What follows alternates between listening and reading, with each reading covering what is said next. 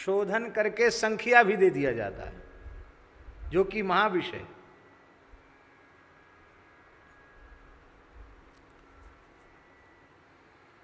अब तो घटना घट गई है, अब उस पर कोई क्लेम नहीं होगा, इसलिए सुना देते हैं, पर साथ ही ये भी कह देते हैं कि इसका अनुकरण कोई न करे। हमारे महाराज जी के निकट एक बड़े सिद्ध पुरुष रहते थे, श्री हरिराम बाबा, बड़े विलक्षण महात्मा थे। हम लोगों को उनकी सन्निधि का महाराज जी की कृपा से खूब लाभ मिला। उनके जीवन की बहुत घटनाएं। वे काशी में एक ब्राह्मण देवता थे, उनके शिष्य ही थे, उनके घर में वो थे। एक ही लड़का था, बड़ी मनौती की गई थी, बड़ा पूजा पाठ किया गया था, तब जैसे एक लड़का हुआ था।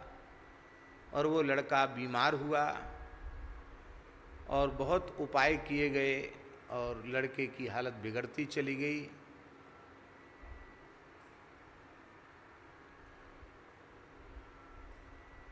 ऐसा कोमा में चला गया लड़का कि वो बाहर, मूर्छा से बाहर आ ही नहीं पा रहा था। तो माता पिता जिनका एक ही लड़का हो, युवा लड़का हो, तो वो तो प्रयास करने में तो कसर नहीं छोड़ेंगे। प्रयास उन्होंने पूरा किया। अंत में डॉक्टर जो थे वो बहुत उनके मित्र ही थे। उन्होंने कहा, देखो पंडित जी, बात ऐसी है कि हॉस्पिटल वाले तो मना करेंगे नहीं, वो तो रखे रहेंगे, लेकिन अब इसके जीवन की आशा समाप्त हो गई। आप माताओं को तो घर में कहें नहीं, लेकिन उचित है कि इसको घर ले जाओ, जितने समय जी जाए घर ले जाओ उसको। संयोग की बात थी,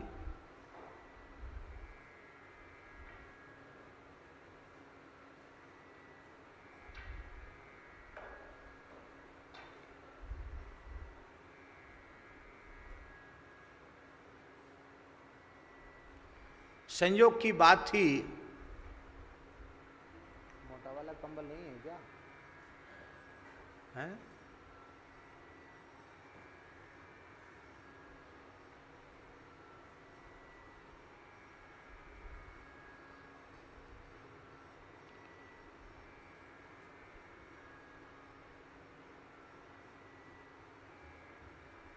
संयोग की बात थी कि उस समय पूज्य श्री हरिराम बाबा वो वकील साहब के घर में ही थे, और इस लोग तो हॉस्पिटल में थे, वो बेचारे घर में थे। अब उनके सामने बड़ी समस्या थी। ऐसे संकट के काल में इन लोगों को छोड़ के जाना भी नहीं बन रहा था।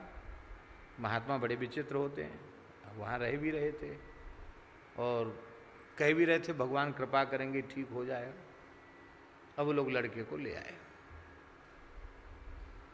बोले बाबा अब इसके जीने की आशा, मतलब इसकी जीवन की आशा कम रह गई है,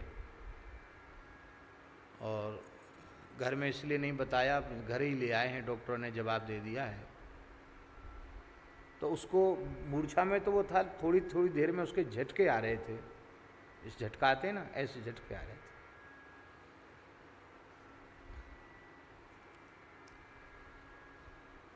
तो बाबा ने, क्या ठाकुर जी की लीला? बाबा बोले कि मैं इसका कोई उपाय करूं? अरे महाराज क्या कहना, आप महापुरुष हैं, आप चमत्कार कर दें, कुछ हो जाए तो। अब डॉक्टरों के हाथ की बात तो नहीं। बाबा ने अपनी झोली निकाली, उसमें शंखिया रखा था, जहर। और शंखिया कितना भयंकर विष होता है सभी लोग जानते हैं। तो उन्होंने शंखिया, इसलिए हमने पहले ही कह दिया, हम घटना तो सुना रहे हैं पर इसका प्रयोग मत कर देना आप लोग। उन्होंने शंखिया अपनी झोली से निकाला और चंदन घिसते हैं जिस पत्थर पर, उस हुरसा पर उसको घिसा। जय सिया राम, जय जय हनुमान, संकट मोचन कृपा निधान, रक्षा कीजिए श्री हनुमान। यही बोलते रहते, यही बोल करके उन्होंने घिसा। अब वो बेचारा भगत क्या जाने कि कौन सी दवा घोट रहे हैं बाबा। तो चंदन जैसा उसको घिसा और उसको थोड़ा गार करके कटोरी में निकाला, और वो बेहोश था उस बच्चा, तो उसके थोड़े दांत मुंह खोल करके एक दो बूंद पानी के साथ उसके मुंह में डाला। क्या ठाकुर जी की लीला! कोई तीक्ष्ण विष होगा भीतर, उसका समन हो गया संख्या से, विषस्य विषमौषधम, तो उसकी स्थिति में थोड़ा सा अंतर आया। अब 3-3, 4-4 घंटे पर एक एक 2-2 बूंद बाबा देने लगे उसको। महाराज जी आश्चर्यजनक घटना घटी। दूसरे दिन तो वो ऐसे उठ के बैठ गया जैसे कोई सोकर के उठ करके व्यक्ति बैठ जाता है। चमत्कार हो गया। पर कमजोरी बहुत थी, एकदम सूख गया था लड़का, बोल नहीं सकता था, पर होश में आ गया और पूरी चेतना भी आ गई, सबको पहचानने लग गया, सब समझने लग गया, सब मतलब दिमाग भी एकदम सही काम करने लग गया उसका। तो उन वकील साहब ने चरण पकड़ लिए, बोले गुरुदेव आपको तो ये दवाई बतानी पड़ेगी, ऐसी जीवन रक्षणी दवाई। देख बच्चा, तू तो है वकील और मैं हूँ महात्मा, दवाई का नाम बता दूंगा तो हम जेल चले जाएंगे, इसलिए महात्मा ने क्या घोट घाट के दे दिया ये कभी किसी महात्मा से नहीं पूछना। बस तेरा बच्चा जीवित हो गया, बच गया हनुमान जी की दया से, बस इतना ही समझ लो। फिर बोले बाबा ये बच्चा का कमजोरी भी कैसे ठीक हो, दुर्बलता, बोले इसको भी ठीक कर देंगे। तो बाबा ने फिर चना भिजवाना शुरू किया, और चना अंकुरित हो जाए तो एक एक चना मुंह में चबाओ और धीरे धीरे पकड़ के इसको घुमाओ। 4 चना, 10 चना, 20 चना, ऐसे चना बढ़ाते चले गए। और फिर धारोष्ण गैया का थोड़ा सा दूध ऊपर से, बस ऐसी करते करते धीरे धीरे शरीर में चेतना आने लग गई। और इसके बाद बाबा ने उसको उपाय बताया कि जैसे घोड़ा बांध लेता ना, यहाँ लटका लेता झोली, ऐसी झोली अंकुरित चना की लटका करके, और अब कुत्ता जैसे फुदक कर चलता है ऐसे चलो, दौड़ो 4, 5, 2, 3 किलो, 1 किलोमीटर, फिर 1.5, फिर 2, फिर 3, फिर 4, ऐसे दौड़ो।